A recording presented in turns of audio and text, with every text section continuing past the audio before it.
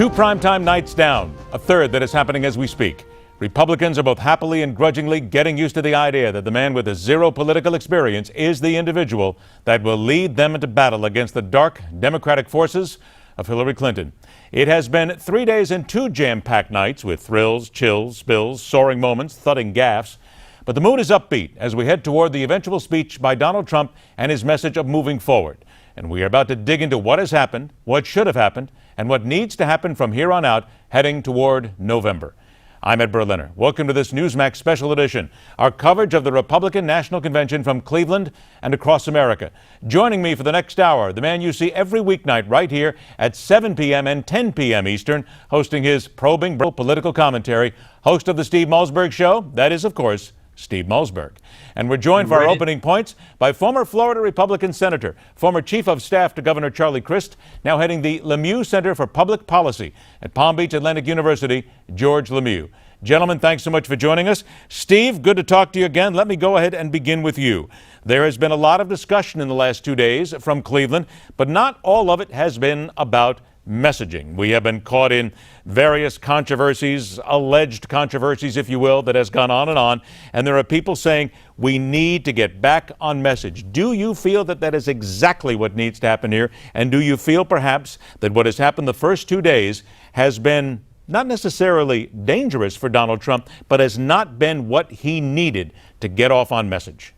I think it's been exactly what he's needed. I think the only people saying what you just said are the media. The same media that gave 4 times the coverage to Melania's speech and the apparent mistake in it than they gave to Barack Obama when he plagiarized Governor Duval back in 2008, the governor of Massachusetts at the time. So, they criticized Giuliani and they chanted put her in jail to Christie, and all this stuff was on message. The media doesn't like it, and if it wasn't Melania's speech, it would be something else. And like I said, it would have been Giuliani's tone. It would have been the harsh rhetoric from the crowd in response to Christie. They're always looking for something, and they're always going to find something. But when there's plagiarism by, as apparently there was, or I should say reportedly, by Michelle Obama in the very speech that Melania is accused of plagiarizing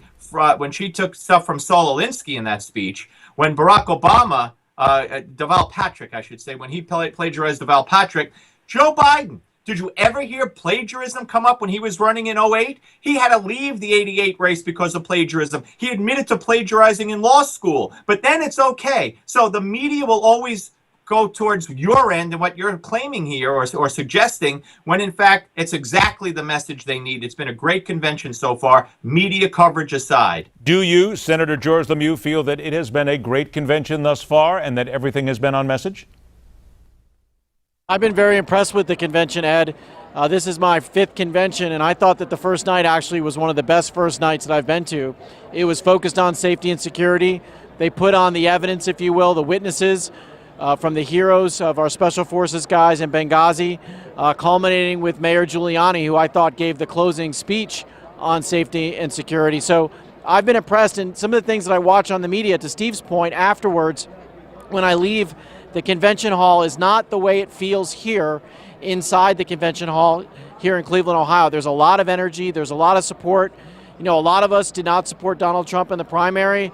I, for one, being one of those folks, but I feel like people are coming together and there's a lot of energy behind his candidacy. And I think we have a great list of folks tonight who are going to speak, from Speaker Gingrich to the vice presidential candidate, Governor Pence, to Senator Ted Cruz, and even from my home state of Florida, our Governor Rick Scott and our Attorney General Pam Bondi. So I think it's going to be a very exciting third night of the convention. Let's talk about that, because tonight coming up, Ted Cruz, Marco Rubio, Scott Walker, all former rivals of Donald Trump. They will speak tonight. And Senator, let me ask you your opinion of what is being said there on the convention floor with regard to Ted Cruz.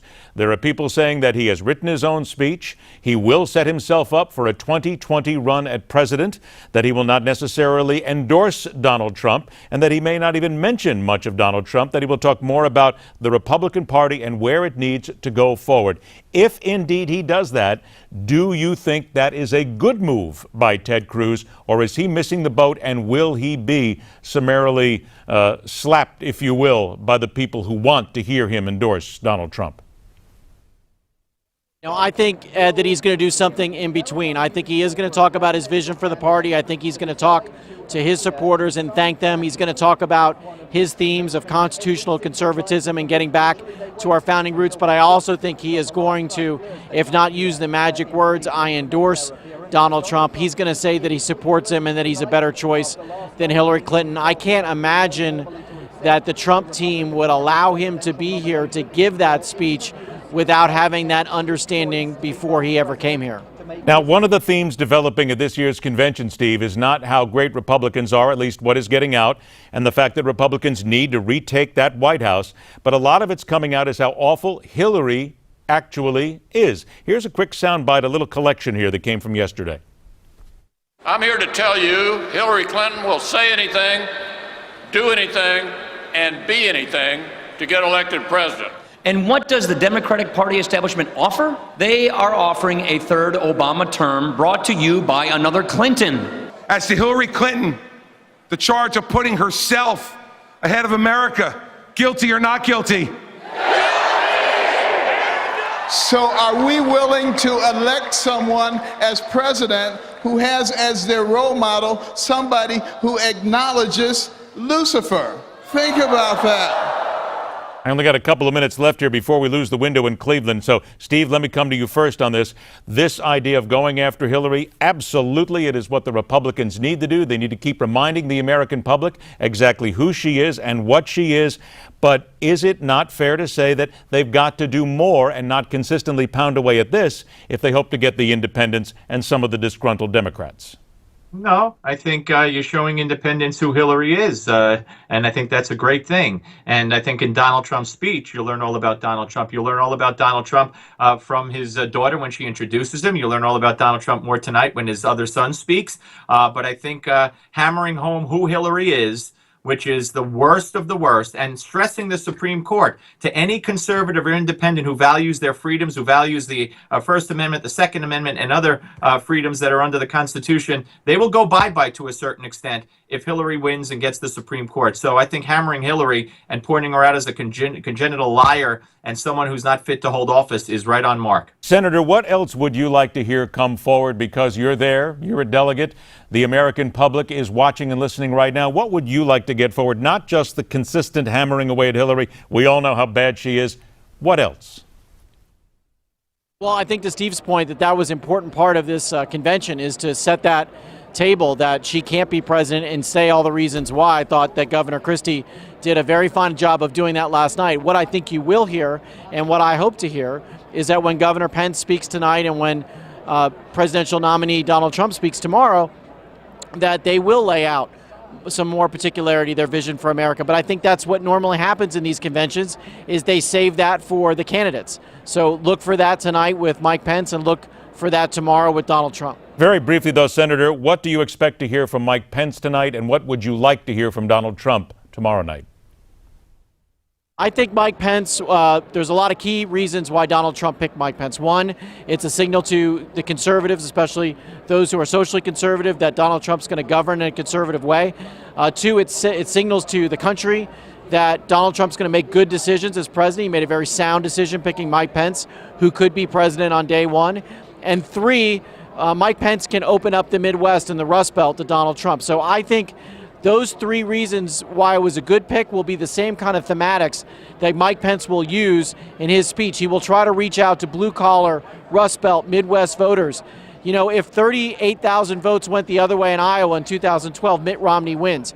If 50,000 votes go the other way in Ohio in 2012, Mitt Romney wins Ohio. These states are in play. I think you'll hear Mike Pence talking to working-class Americans, maybe even some working-class Democrats, trying to bring them over to this ticket. And we are all out of time with you. Senator George Lemieux, enjoy your time in Cleveland. Please be safe, sir. We appreciate you spending your time with us. Thank you very much. Steve, let me come back to you, and let's go back to Chris Christie. Gee, I think you know a little bit about Chris Christie. He went after Hillary Clinton last night in what many people are saying was the actual tour de force moment in this convention thus far. Here's what he said. In the past few weeks, we've seen the Justice Department refuse to prosecute her. Over the last 8 years, we've seen this administration refuse to hold her accountable for her dismal record as Secretary of State. So let's do something fun tonight. Tonight, as a former federal prosecutor, I welcome the opportunity to hold Hillary Rodham Clinton accountable for her performance and her character. Since the Justice Department refuses to allow you to render a verdict, I'm going to present the case now on the facts against Hillary Rodham Clinton. Steve, everybody is still talking about it, but here's something else that they're talking about. Some people are talking today that perhaps Donald Trump could have made a mistake, that maybe Chris Christie just might have been that best choice for vice president. He might have been exactly what Donald Trump needed, and he might regret naming Mike Pence as vice president. I imagine you would disagree with that. He brings nothing to the ticket whatsoever. He wouldn't even bring the state of New Jersey. His style will wear thin. It does wear thin. His tough guy, I'm from New Jersey style will alienate people. You need somebody who has a federal level experience in the Congress and a better record as governor of a state, quite frankly, and can bring a state and could rub off on Ohio, quite possibly as well. And Pence is a true conservative in so many ways, whereas Christie is not, especially when it comes to the Muslim issue, Sharia law, terrorism. I believe Christie has a lot of questions that would come out. And the Bridgegate scandal is not completely gone either. So it's the last thing Donald Trump would have needed. I'm glad if he bowed to the judgment of his children, I'm glad he did that. I take it that you would probably like to see Chris Christie in a prosecutorial role to go after Hillary Clinton? That would be nice. You know, there were other people who were also Rudy Giuliani. I would pick Giuliani over Christie. But you know, there's some place in the administration for Chris Christie. I'm sure he's banking on that. I'm sure he's banking on it. As a matter of fact, just like it is in every election, it's been every 4 years. Everybody is banking on a place in the administration. That's why they're there. They want the job, Steve. We know that. By the way, everybody, we're out of time in this segment, but if you'd like to join us, please get on the line right now. They're filling up. We're going to go to more of your phone calls. 1-877-Newsmax. 1-877-Newsmax. Now, Steve Malzberg returns with us. We're going to put everything we've seen and heard thus far into a historical perspective, because again, we've got a night and a half to go here. Mike Pence speaks tonight. Ted Cruz speaks tonight. Donald Trump speaks tomorrow night, and everybody is wondering what we will hear and how it all fits into history. We'll do that and much more. Stay with us. Our special coverage of the 2016 Republican National Convention continues right here on Newsmax.